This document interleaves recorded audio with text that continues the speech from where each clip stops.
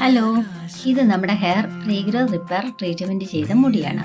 നല്ല കേളിയായിട്ട് ഫ്രിസി ആയിട്ട് കിടന്ന മുടിയാണ്. റീഗ്രോത്തിന്റെ ഫസ്റ്റ് സിറ്റിംഗ് കഴിഞ്ഞപ്പോൾ മുടിയുടെ അൺഹെൽത്തി ആയിട്ടുള്ള ടെക്സ്ചർ മാറ്റി ഹെൽത്തിയും തിക്നെസ്സുമായിട്ടുള്ള നല്ലൊരു ടെക്സ്ചറിലേക്ക് നമ്മൾ ഈ മുടിയെ ട്രീറ്റ് ചെയ്ത് കൊണ്ടുവന്നു. ഇത് ഫോർത്ത് സിറ്റിംഗ് കഴിഞ്ഞപ്പോൾ ഈ മുടിയുടെ മാറ്റമാണ്. ഒന്നുകൂടി ഹെൽത്തിയും തിക്നെസ്സും ലെങ്തുമായി.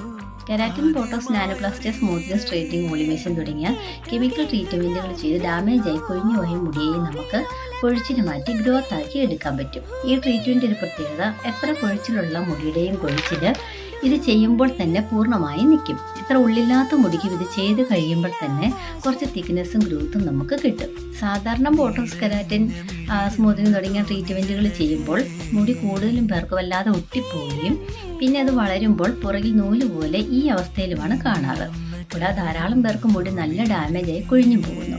നമ്മുടെ റീഗ്രോത്ത് ട്രീറ്റ്മെന്റ് മുടിക്കൊരു സൈഡ് എഫക്റ്റും ഉണ്ടാകുന്നില്ല. സാധാരണ ഉള്ളതിൽ കൂടുതൽ ഗ്രോത്ത് റേറ്റ് ഉണ്ടാവുകയും മുടി വളർന്നാലും നോർമലി കിടക്കുന്നത് പോലെ കിടക്കുകയും ചെയ്യും. ഇത് 8ാമത്തെ സിറ്റിംഗ് കഴിഞ്ഞപ്പോൾ ഉള്ള ആ മുടിയുടെ വളർച്ചയാണ്. നിങ്ങൾക്ക് ഇഷ്ടപ്പെട്ടെങ്കിൽ കമൻറ്റ് ചെയ്യണേ.